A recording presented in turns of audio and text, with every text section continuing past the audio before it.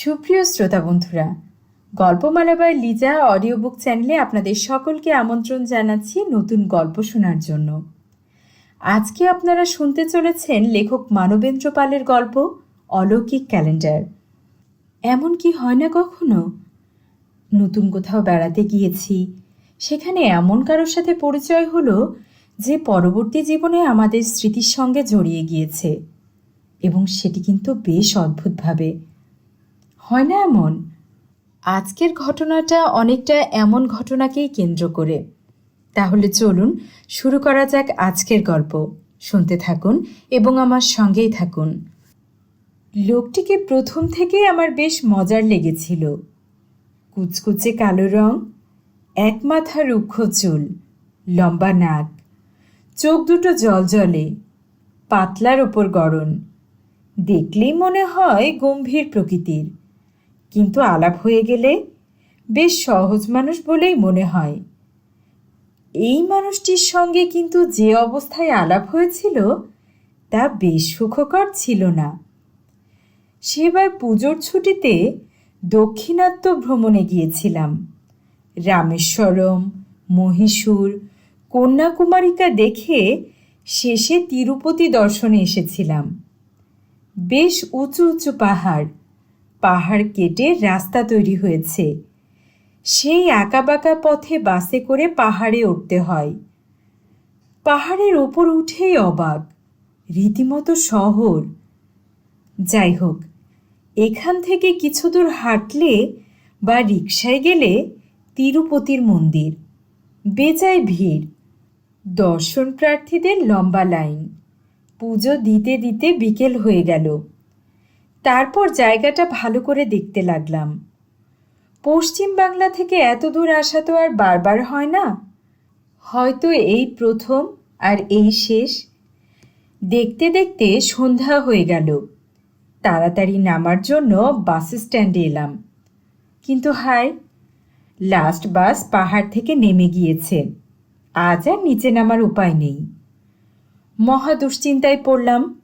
কি করব এখন? এদিকে আলো জ্বলে উঠেছে, কিন্তু ওদিকে অর্থাৎ পাহাড়ের দিকে জমাট অন্ধকার। ওই অন্ধকারের মধ্য দিয়ে আঁকাবাঁকা পথ নেমে গিয়েছে। দুপাশে পাহাড়ি জঙ্গল, দেখলেও ভয় করে। তাহলে বললাম, যদিও জায়গাটা শহরের মতো, কিন্তু গেরস্ত বাড়ি বিশেষ নেই। দোকানপাট, ব্যাংক, পোস্ট অফিস এইসবই বেশি। গেরস্ত লোক যদি বা থাকে, তাহলেও কি এই অজানা অচেনা একজন বাঙালিকে কেউ আশ্রয় দেবে? কি করব ভাবছি। এই সময়ে ওই মানুষটার আবির্ভাব। ও যেন দেখে আমার অবস্থা বুঝতে পেরেছে। হেসে ভাঙা ভাঙা গলায় বলল, বাস ফেল করেছেন? এইরকম একটা জায়গায় ওই রকম চেহারার মানুষের কাছে বাংলা কথা শুনবো আশা করিনি। বিনীতভাবে বললাম, হ্যাঁ, লাস্ট বাস কখন জানতাম না তো। তাহলে এখন কি করবেন ভাবছেন? কিছুই তো ভেবে পাচ্ছি না। লোকটি হাসল।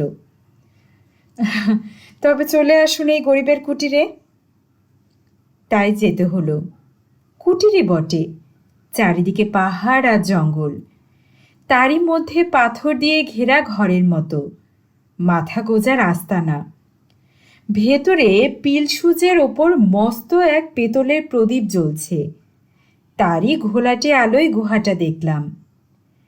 একপাশে একটা খাটিয়া, একটা কম্বল আর তেল চিটচিটে বালিশ, একটা দড়ি টাঙানো, তাতে গোটা দুয়েক ময়লা প্যান্ট আর একটা ছেঁড়া তোয়ালে।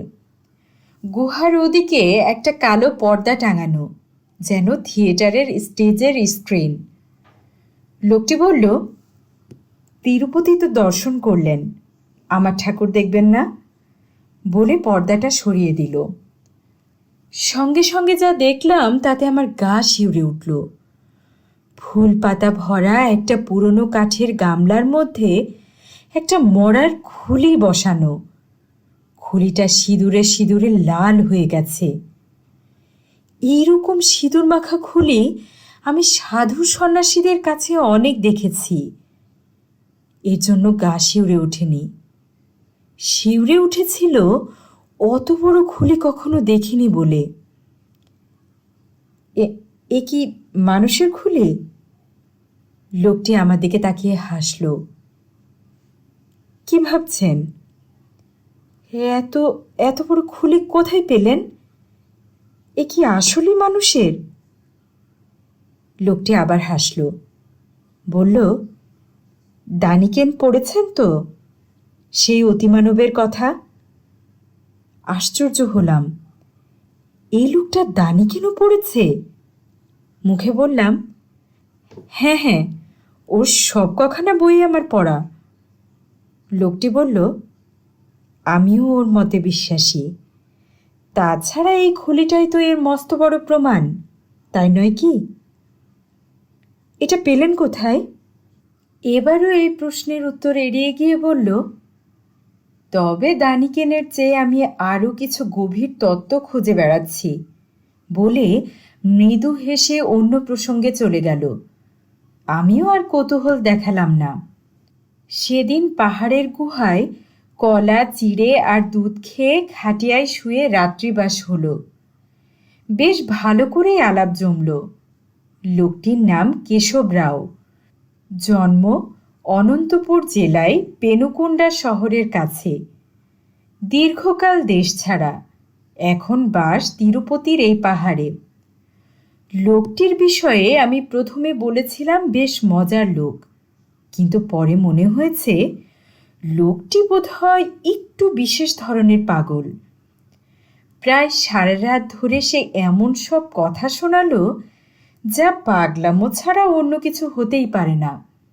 সে বলল, দানিকেনের মতে বহু সহস্র বছর আগে ভিনগ্রহ থেকে যে অতিমানবেরা পৃথিবী প্রায় আবিষ্কার করেছিল, একসময়ে তারা আবার তাদের নিজেদের গ্রহেই ফিরে গিয়েছিল। এটা আমার মতে অ্যাবসার্ড, অসম্ভব। কেশবরাও একটু হাসল, তারপর বলল, আমি মনে করি তারা কেউ ফিরে যায়নি, পৃথিবীতেই ছিল, পৃথিবীতেই আছে যে কোনো আকার নিয়ে। তারপরও বলল, তার এখন নাকি অনেক কাজ, সারা পৃথিবী ঘুরতে হবে। এইরকম খুলি আর কোথায় পাওয়া যায় দেখতে হবে। একটু থেমে বলল, শুধু খুলি বা কঙ্কাল নয়, আমি বিশ্বাস করি তাদের আত্মাও এখনো বিশেষ বিশেষ জায়গায় আছে। আমি আবার শিউরে উঠলাম। এরপর সে যেন নিজের মনেই বলল, সবচেয়ে আগে যাওয়া দরকার ইস্ট ইউরোপে, কার্পাথিয়ান রেঞ্জ ট্রান্সিলভেনিয়া, মোন্ডাভিয়া বুড়ো ভিনা, বিস্ট্রিজ। এসব কথা শুনতে আমার মোটেই ভালো লাগছিল না, তবুও কিছু বলা উচিত মনে করেই বললাম, জায়গাগুলোর নামও তো শুনিনি কখনো। কেশবরাও শুরু করে হেসে বলল, ড্রাকুলা পড়েননি? ব্রাম স্ট্রোকারের ড্রাকুলা, সেই যে রক্তপায়ী পিশাচ, যার কতকাল ধরে অমৃত অবস্থায় কবরে থাকে, কিন্তু রাত হতে মানুষ শিকারে বেরোয়। আমি বললাম, হ্যাঁ পড়েছি, কিন্তু সে তো গল্প। গল্প? কেশবের চোখ দুটো গোল গোল দেখালো। আমি যদি তার প্রমাণ দেখাতে পারি? সর্বনাশ, বললাম, না না, প্রমাণই দরকার নেই। সেসব জায়গায় আমায় যেতে হবে, কিছু যে একটা আছে তা খুঁজে বের করতে হবে। আমি নীরবে মাথা নেড়ে সায় দিলাম, কোনো কৌতূহল প্রকাশ করলাম না। এইভাবে সেই পাথরের গুহায় রাত কাটল। আমি খাটিয়ায় আর কেশব মাটিতে একটা বহু পুরনো বাঘছাল পেতে শুয়ে রইল। সত্যি কথা বলতে কি, সারা রাত বেশ ভয়ে ভয়ে কেটেছে।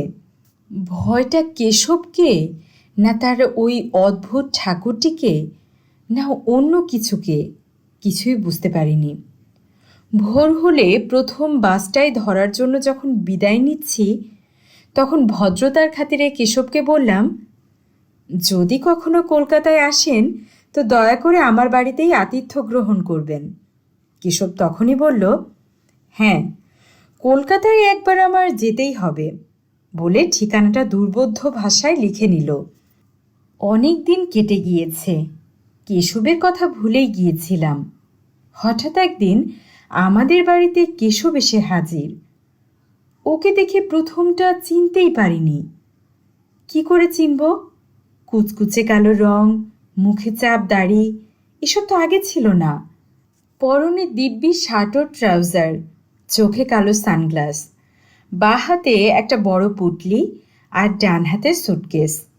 কেশবরাও দরজার কাছে দাঁড়িয়ে হাসছে। যখন ও পরিচয় দিল তখন আমি সত্যিই খুশি হলাম। আমার মনে পড়ল সেই রাত্রে আশ্রয় দেওয়ার কথা। আশ্রয় না পেলে কি হতো বলতে পারি না।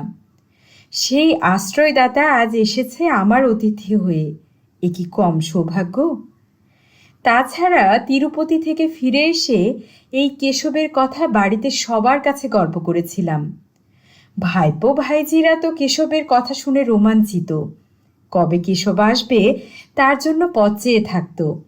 এতদিন পর শেষ পর্যন্ত সে সশরীরে হাজির। ছেলেমেয়েরা বেশ আগ্রহ করেই ওর সঙ্গে আলাপ করতে এলো, কিন্তু কি জানি কেন ওকে দেখে প্রথমেই ছেলেমেয়েরা কেমন যেন ভয় পেয়ে গেল। সে কি ওর কুচকুচে কালো রঙের জন্য, নাকি ওর চশমাটার জন্য? যাই হোক, দিন দুয়েকের মধ্যে ছেলেমেয়েরা ওর সঙ্গে ভাব জমিয়ে ফেলল। ভাবটা ওদের সঙ্গে এমন জমল যে আমাকে যেন আর ওদের দরকারই হয় না।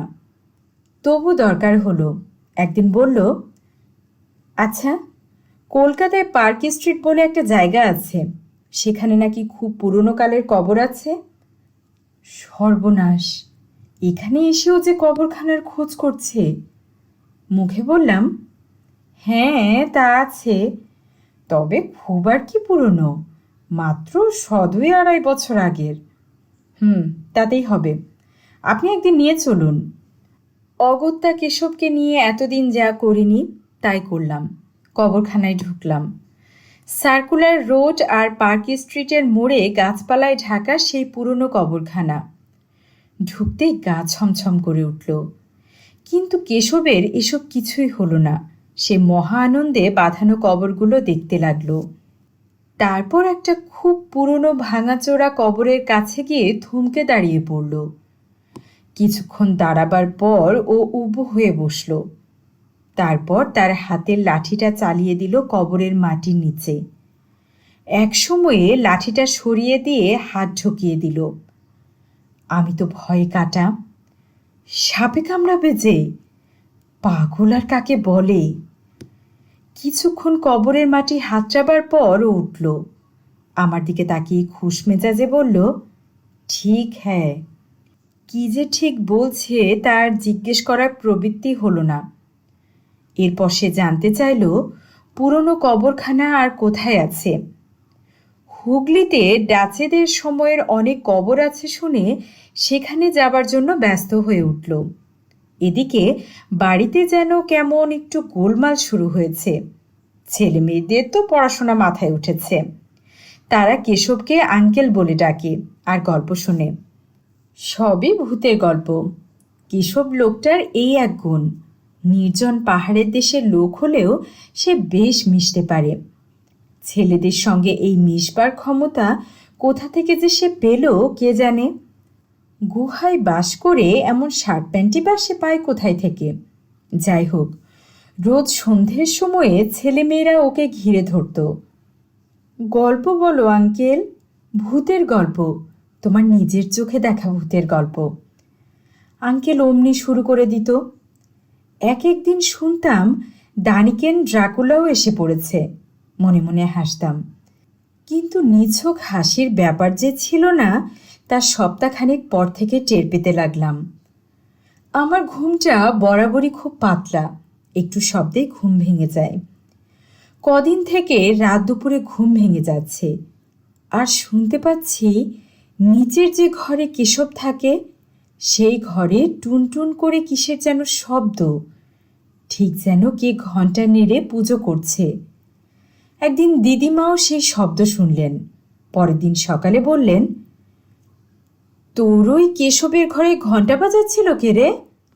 আমি হেসে উড়িয়ে দিলাম, ধ্যাৎ, অত রাতে খামোকা ঘণ্টা বাজাতে যাবে কে? উড়িয়ে দিলাম বটে, কিন্তু মনে খটকা বিঁধে রইল। কেশবী কি গভীর রাতে পুজো করে?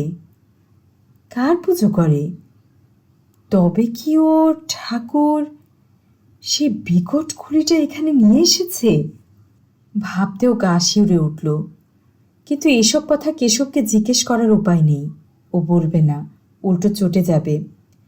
সেদিন আর এক কাণ্ড হলো। দুপুরবেলা বাড়িতে কেউ ছিল না। কেশবের ঘরে তালা বন্ধ। ওকে নিয়ে হুগলির একটা গ্রামে গিয়েছিলাম। বলা হয়নি, ইদানিং ও ধরেছিল গ্রাম দেখবে। গ্রাম দেখবে না ছাই, খুঁজবে গ্রামের পুরনো কবরখানা।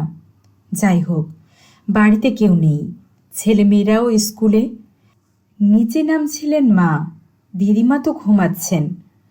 কেশবের ঘরের কাছে আসতেই তিনি থমকে দাঁড়ালেন। স্পষ্ট শুনলেন সেই বন্ধ ঘরের মধ্যে খটখট করে কি যেন চলে বেড়াচ্ছে। মায়ের মুখে এই কথা শুনে আমার গায়ে কাঁটা দিয়ে উঠল।